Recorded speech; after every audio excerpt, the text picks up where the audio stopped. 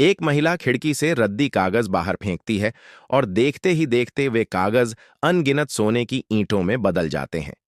नीचे से गुजरने वाले लोग इसे किसी अमीर का दान समझकर लूटने लगते हैं। पर कोई नहीं जानता कि यह सब उस जादुई पेंसिल का कमाल है जो स्वर्ग से भागकर पृथ्वी पर आ गई है और रॉकी की साधारण पेंसिल में समा गई है। रॉकी अपनी बीमार बहन नैनी के इलाज के लिए परेशान है। वह उसे खुश करने के लिए कागज पर सोने की ईंटें बनाता है।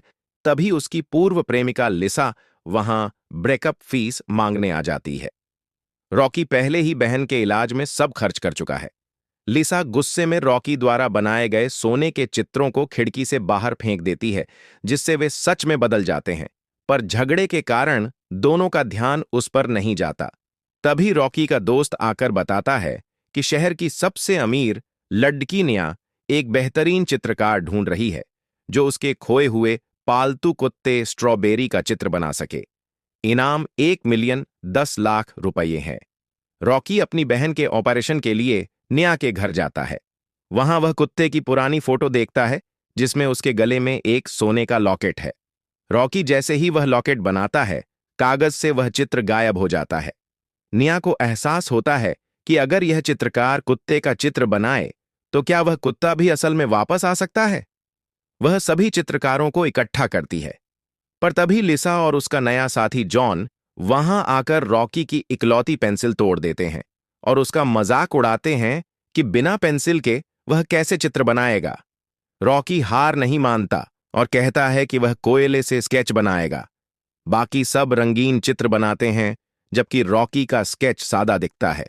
लिसा और जॉन उस पर हंसते हैं कि यह कचरा चित्र इनाम कैसे जीतेगा। तुम्हारी तकनीक घटिया है, तुम निया के पालतू जानवर का अपमान कर रहे हो, वे चिल्लाते हैं।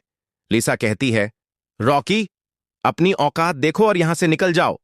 रॉकी गुस्से में कहता है, जो भी मेरी बहन के इलाज के बीच में आएगा मैं उसे नहीं छोड़ दूंगा।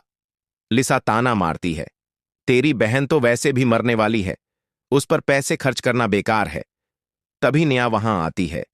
जॉन चापलूसी करते हुए कहता है कि रॉकी ने कचरा बनाया है। पर निया जब रॉकी का चित्र देखती है तो हैरान रह जाती है। वह चित्र की गहराई देखकर दंग है। अचानक चमत्कार होता है। खिड़की से वही कुत्ता स्ट्रॉबेरी कूदकर अंदर आता है। सबको लगता है कि वह खुद आया है, पर असल में वह रॉकी के चित्र से जीवंत होकर निकला है। निया खुश होकर सबको 2,000-2,000 रुपये इनाम देती है और जाने को कहती है। जॉन अपनी तारीफ बटोरने की कोशिश करता है, पर निया उसके चित्र को रद्दी समझकर रख लेती है। लिसा को लगता है कि जॉन ही असली हीरो है, पर निया की नजर रॉकी की पेंसिल पर है। वह समझ जाती है कि कुत्ता चित्र के अंदर से निकला है। निया रॉकी से वह पेंसिल मांगती है।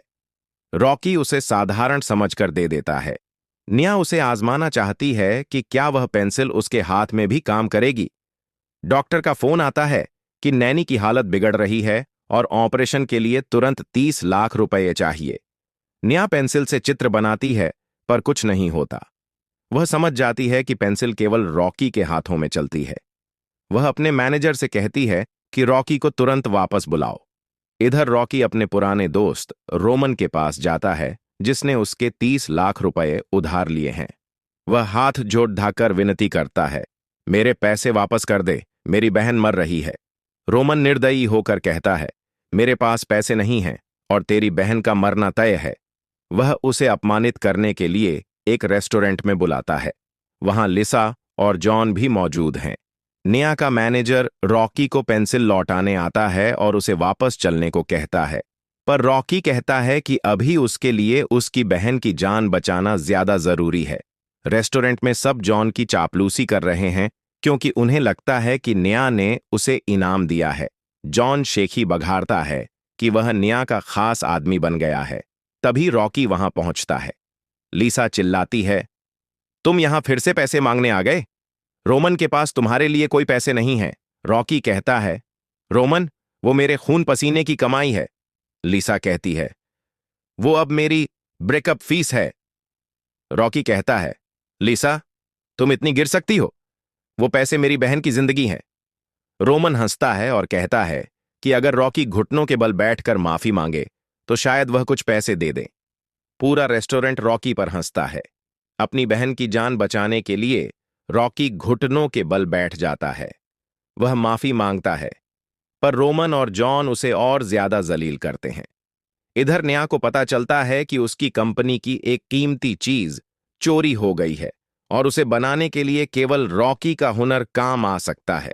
नेहा खुद रॉकी को ढूंढने के लिए निकलती है।